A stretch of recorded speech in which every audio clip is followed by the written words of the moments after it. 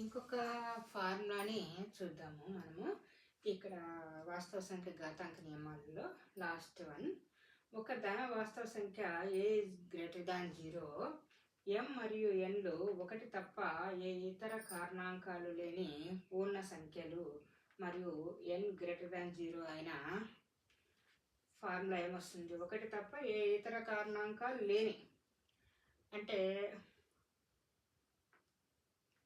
మీకు next ప్రాబ్లమ్స్లో next వీడియోలో examples చెప్తాను. ఫార్ములాని అండర్స్టాండ్ చేసుకోండి.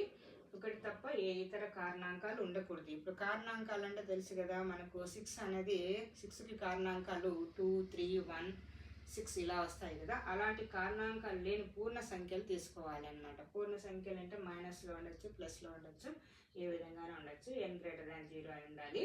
ఇక్కడ చూడండి, ఇది formula. a⁴m/n is equals to nth root of a whole to the power of m. లేదా ఇదైనా కావచ్చు, ఇదైనా కావచ్చు. nth root of a to the power of m గా అయినా రాస్తాము.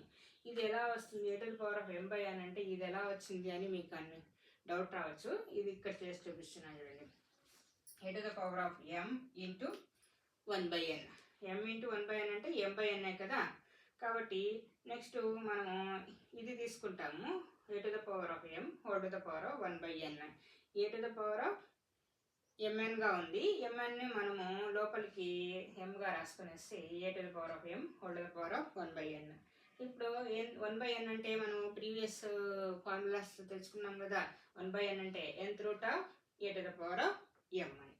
Next a to the power of 1/n ఇప్పుడు తీసుకుంటాము. Next whole to the power of m గా రాస్తే nth root a whole to the power of m. This is the last formula. ఇంకా మీకు తెలియాల్సింది a to the power of 0 is equals to 1. 1 అంటే 1 factor. a to the power of 0 is equals to 1.